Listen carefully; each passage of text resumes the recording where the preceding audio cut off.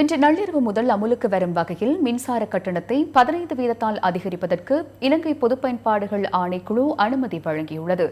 இது தொடர்பில் விளக்கமளித்த இலங்கை பொதுப் பயன்பாடுகள் ஆணைக்குழு இன்று பிற்பகல் ஒரு ஊடக சந்திப்பொன்றை ஏற்பாடு செய்திருந்ததுடன் இந்த கட்டண உயர்வானது 2024ஆம் ஆண்டுடன் ஒப்பிடும்போது 8% குறைவு என சுட்டிக்காட்டியது. அனைத்து காரணிகளையும் கருத்திற்கொண்டு எங்கள் வழிமுறை மற்றும் நாட்டின் தற்போதைய விதிமுறைகளின் படி எமது ஆணைக்குழு மின்சார கட்டணங்கள் தொடர்பான ஒரு முடிவை எட்டியுள்ளது. அதன்படி இந்த மாதம் 12ஆம் தேதி முதல் மின்சார கட்டணங்களை 15% அதிகரிக்க நாங்கள் முன்மொழிந்தோம். 2024ஆம் ஆண்டை எடுத்துக்கொண்டால் தற்போதுள்ள மின்சார கட்டணங்கள் ஒப்பிடும் பொழுது 15% அதிகரித்தாலும் மின்சார கட்டணம் இன்னும் 8% குறைவாகவே உள்ளது. இது மிகவும் நியாயமான முடிவு என்று நாங்கள் நினைக்கின்றோம். අපේ විදුලි ගාස්තු තියෙන 8%කින් පල්ලේ. අපි හිතනවා ඒක තාම සාධාරණ තීරණයක්. 90 அலகுகளுக்கு குறைவான மின் கட்டணங்களை கொண்ட சமய தலங்களுக்கான மின்சார கட்டணங்கள் அதிகரிக்காது. 30 அலகுகளுக்கு குறைவான வீட்டு மின் பாவனைக்கான மின் கட்டண உயர்வு 8% அமையும். மாதாந்து வீட்டு மின் கட்டணம் அதிகரிக்கும் விதமே இது.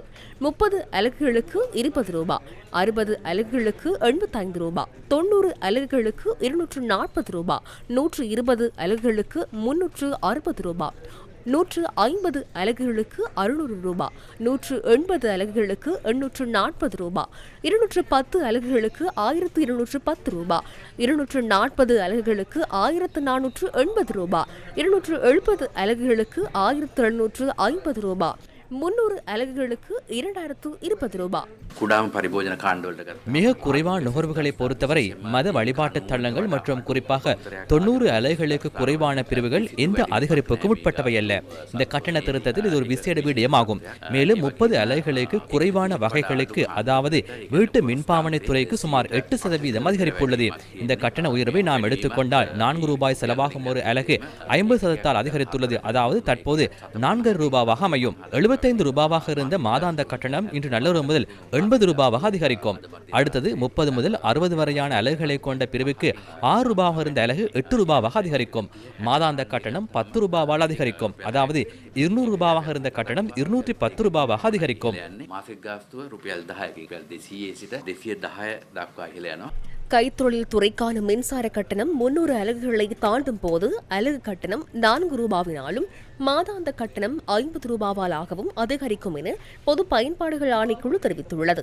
பெரிய தொழிற்சாலைகள், ஹோட்டல்கள் மற்றும் பொது பணிகளுக்கான நிலையான 5000 ரூபாய் கட்டணம் தொடர்ந்தும் அவ்வாறே பேணப்படும் என்பதுடன் மாதாந்த கேள்வி கட்டணம் மாத்திரமே 100 ரூபாவால் அதிகரிக்கும்.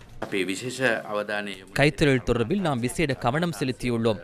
கடந்த ஆண்டுடன் ஒப்பிடும் பொழுது கைத்தொழில் துறையில் குறிப்பிடத்தக்க குறைவை காட்ட முடியும். 20% மின் கட்டண உயர்வில் 15% தாக்கம் இருந்தாலும் கைத்தொழில் துறையில் ஏற்படும் அதிகரிப்பு சிறியதாகும். அலகு தேவையின் அடிப்படையில் வகைப்படுத்தும் பொழுது அந்த துறைக்கு ஒரு அலகு 1 ரூபாவால் அதிகரிக்கும். மேலும் மாதாந்த கட்டணம் 50 ரூபாவால் அதிகரிக்கும்.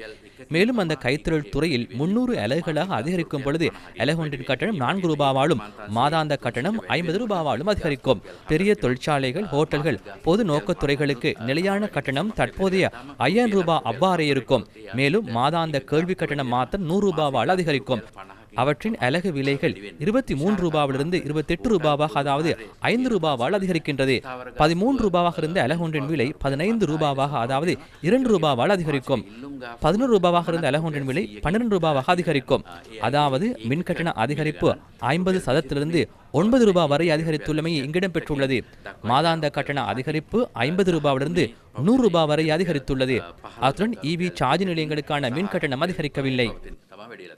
ඒ වගේම විශේෂතාවයක් වෙන්නේ EV charging station සඳහා විදුලි ගාස්තු වෙනස් කිරීමක් නැහැ.